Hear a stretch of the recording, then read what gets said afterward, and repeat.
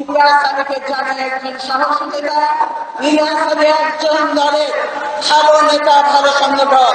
সেজন্য অন্যায়ের বিরুদ্ধে প্রতিবাদ করতে জানে, নিজের দেশকে ভালোবাসে, নিজের জেলাকে ভালোবাসে। প্রিয় সিলেটের ভাই বোনেরা, আপনাদের সঙ্গে কিন্তু আমার একটা সম্পর্ক আছে, ঠিক কিনা? সেটা কি বলেন তো? সম্পর্ক। এটা কিন্তু আপনাদের কাছে দাবিও আছে, দাবিও অনেক। আমি বিশ্বাস করি সেই রহমান এই সিলেটে যুদ্ধ করেছিলেন, মুক্তিযুদ্ধ করেছিলেন, এই সমস্ত নবীন তার সঙ্গে ছিল। সেজন্য সিলেটে আবার এসেছি, বারবার আসি এই মনের টানে। আজকে আপনারা দেখেন, আমি বলবো সিলেটবাসীকে আমি ধন্যবাদ জানাবো এই জন্য যে আপনারা এই সিলেট থেকে মেয়র নির্বাচিত করে আওয়ামী লীগকে একটা হলুদ কার্ড দেখাচ্ছেন, একটা দেখাচ্ছে। আগামী দিনে ইনশাআল্লাহ যখন নিরপেক্ষ সরকারের অধীনে নির্বাচন হবে, সব সিটগুলি এবার 18 দলীয় জোটকে দিয়ে লাল কার্ডটা দেখাবেন ইনশাআল্লাহ। এইটা এখন পকেটে রাখেন। তারপরে তাই নয়, এই সিলেটের একই অবস্থা।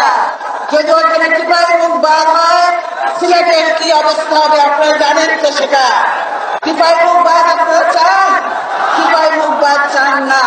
এই ইলিয়াস আলী টিপাই মুখ বাদ নিয়ে আন্দোলন করছিল, আপনাদের মনে আছে?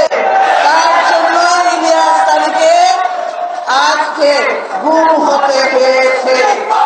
আমরা সরকারের কাছে জানতে চাই ইলিয়াস আলী কোথায়? আমরা বারবার বলেছি ইলিয়াস আলীকে ফিরিয়ে দেন আমাদের কাছে। ইলিয়াস আলী বারবারের একটি আপনারা নির্বাচিত করেছেন।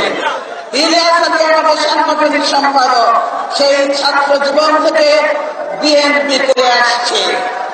এই ইলিয়াস আলীকে জানেন একজন সাহসী নেতা। ইলিয়াস আলী একজন দলের ভালো নেতা, ভালো সংগঠক। সেজন্য অন্যায়ের বিরুদ্ধে প্রতিবাদ করতে জানে, নিজের দেশকে ভালোবাসে, নিজের জেলাকে ভালোবাসে।